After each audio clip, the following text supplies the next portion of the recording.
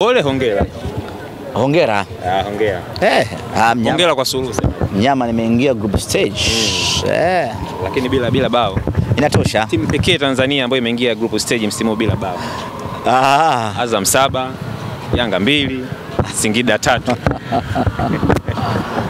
Tunamshukuru Mwenyezi Mungu, tumefanikiwa kuingia hatua ya makundi ya ligi ya mabingwa Afrika.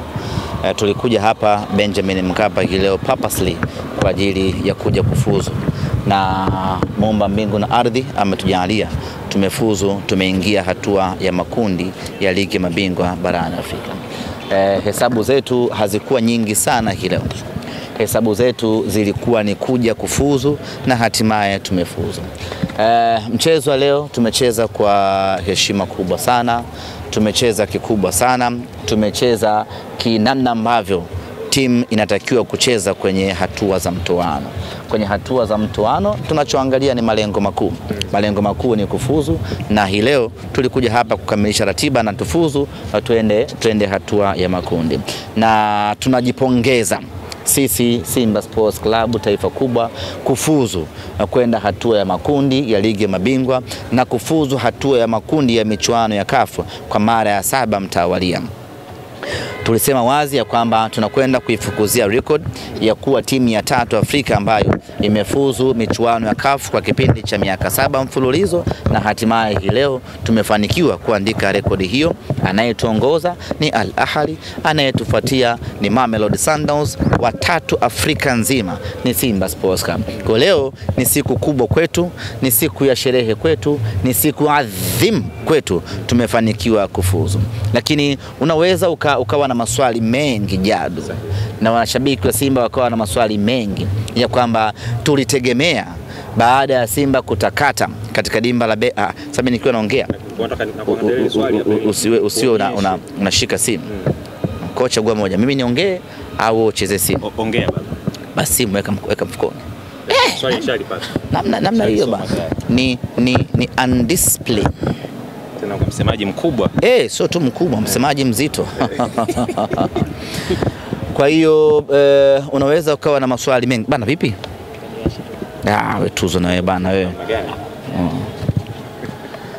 Unaweza ukawa na maswali mengi kwamba tulitegemea hii leo kwa namna ambavyo timu ilicheza kule ugenini, na hii leo wewe tuzo njoo kae huku unamshuti nani sasa? Njoo kae huku. Ananipata pembeni masikio hivi. Huyu mtu ovyo sana. Mpaka leo hujui engo. Hebu mpisheni huyo sasa hapo unaonaje? Simona anapata unyama. Anampata mzima. Sasa je. Umeona bana. Kwa hiyo unaweza ukawa unajiuliza maswali mengi sana. Na wapeni tabu kidogo ya kuedit. Nyinyi mmezoea tunapeleka hivyo seleleko tu, unachukua tunapandisha amwedit YouTube. Amwedit. Hapana. Ni hatari. Sisi wenzetu ilikuwa lazima uedit. Same kama hizi. Unatoa vipande vyote vya nani vibaba chwa. Uzuri uzungumzacho wewe chochote kile. Au tunapenda wana enjoy. Umeona bana? Unaweza ukawa una maswali mengi. Ama unajiuliza vitu vingi kwamba tulitegemea Simba ilivyocheza kule Eswatini ingekuja kucheza namna hiyo na hapa Benjamin Mkapa. Kama kule Eswatini Simba iliweza kupata mabao 3, tulitegemea hapa Benjamin, na hiyo ndio fikra ya wana Simba wengi, kwamba hapa tungekuja tungempiga huyu 3, tungempiga 4. Kwa mtu mmoja aliniandikia message bana, kule 3 huko 7 jumla 10 mtu mzima. Kwa hiyo hayo ndio yalikuwa matumaini ya wana Simba wengi. Lakini mpira wa miguu una hesabu zake. Mpira wa miguu una plan na mipango yake.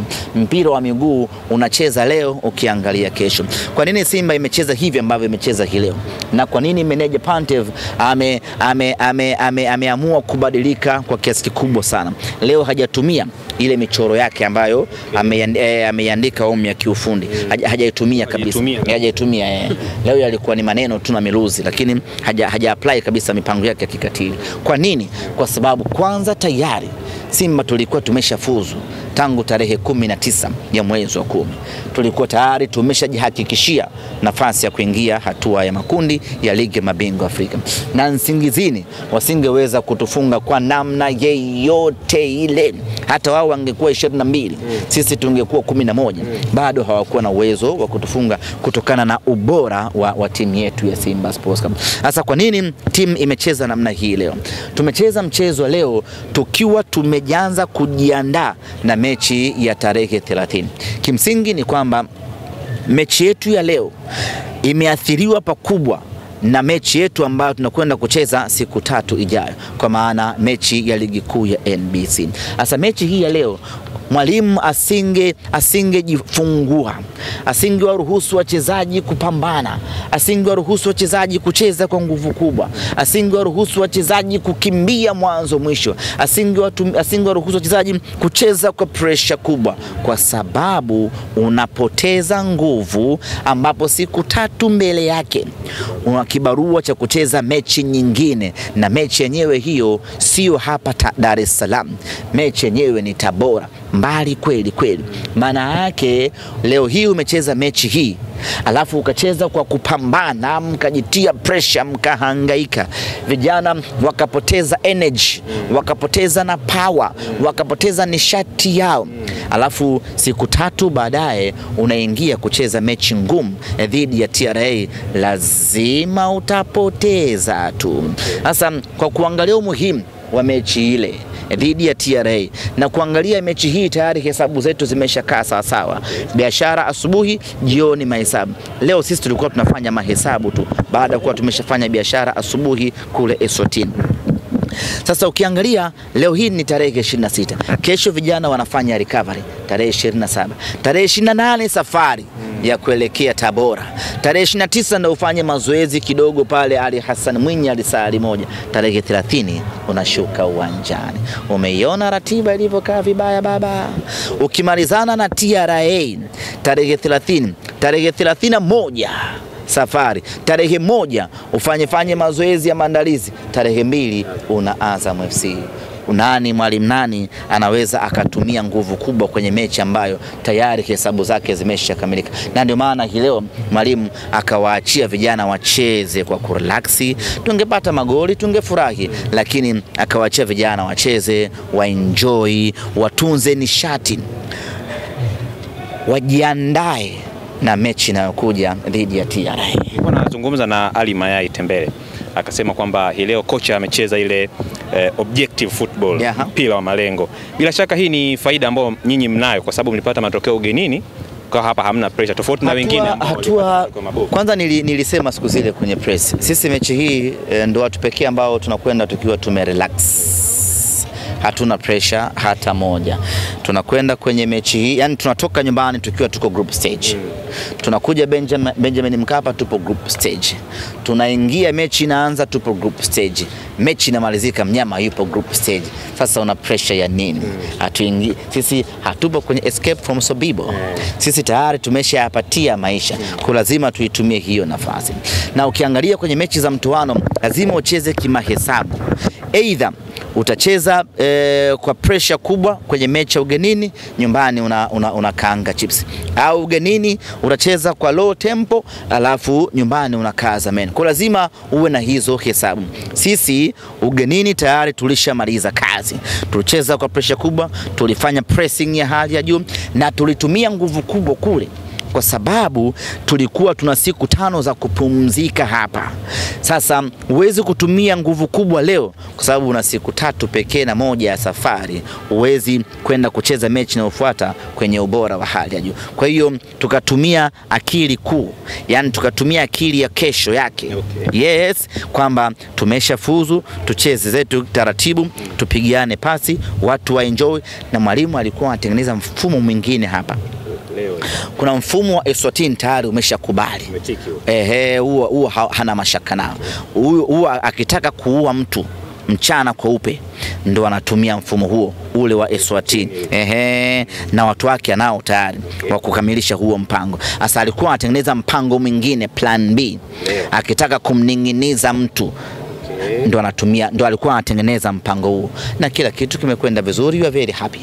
Umesema kwamba ni mara ya 7 nyinyi mna qualify mfululizo. Nimepita kwenye peji ya Wananchi wanasema timu ya kwanza kutokea Tanzania kufuzu mara 3. Mtawalia kwa kila mtu hesabu chake basi, ndo cha muhimu.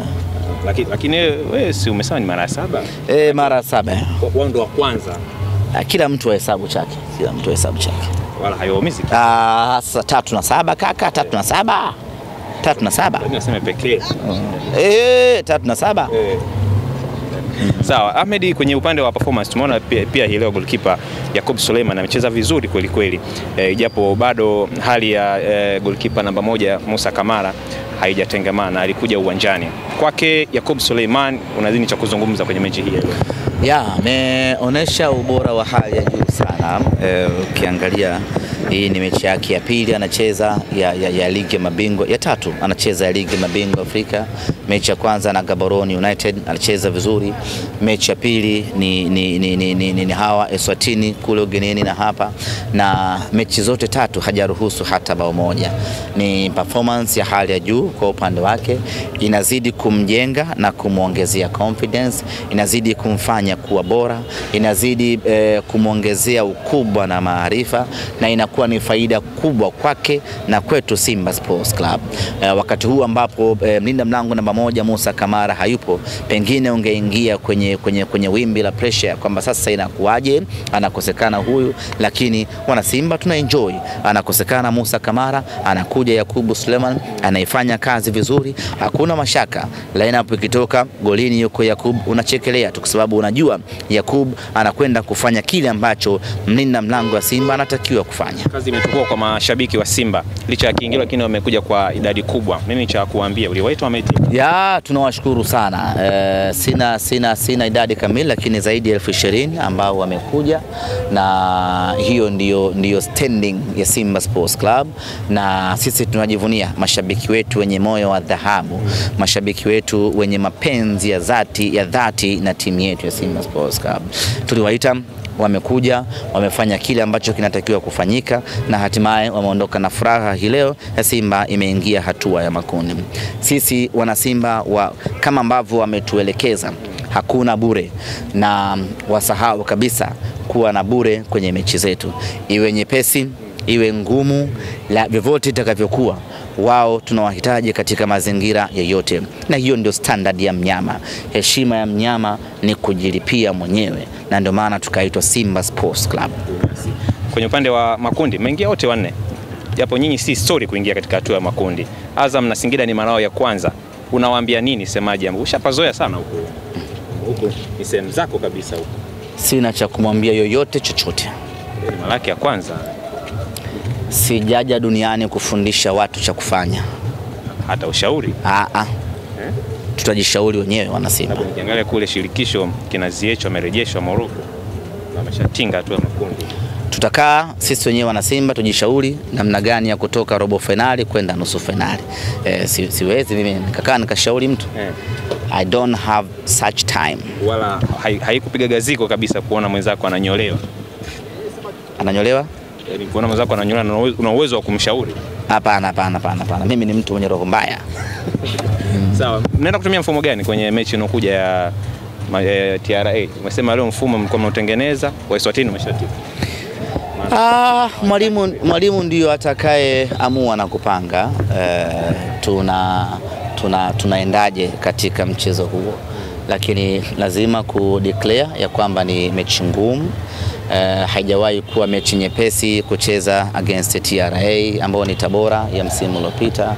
Mara zote mechi inakuanga ngumu kweli kucheza na wao, na ndio maana unaweza kuona mwalimu ameheshimu mechi hiyo na ameanza maandalizi ya mechi hiyo kupitia mechi hii ya ligi mabingwa Afrika, kwa sababu tumeshafanya study yetu, tumeshaona ni mechi ngumu sana tunakwenda kucheza, ni wapinzani wagumu kweli tunakwenda kukutana nao, lakini tunaamini katika ubora wetu tutakwenda kupambana na kutafuta matokeo mazuri inshallah. Baada ya mechi ya goli 7 zile za Azam, msemaji wao akasema ili muamini kwamba gari imewaka, tarehe 2 sio mbali. Anapiga mahesabu ya tarehe 2 Asema ili muone kama gari imewaka. Tarehe 2 sio mkao na hesabu 27 26. Msemaji wao ni nani? Anaitwa Hashimu Ibwe, under 17. Sasa siwezi kujibu katoto kadogo. Siwezi kujibu katoto. Lakini amewataja sema. Sawa. Sasa mimi siwezi kukaa najibu. Kauli katoa mtoto. Katoto. Tena sababu mtoto katoto. Under 17. Sasa hivi naye ni msemaji wa CAF. Msemaji wa hatua makundi. Ni katoto bwana, wewe leta swali kubwa. Angesema zakazi. At least. Nao ni at least. Sio climax. Sio katoto. Katoto na mimi tena siwezi kujibu kitu alichosema katoto. Kavulana. Under 17. Shavuka huko. Asante sana. Haya.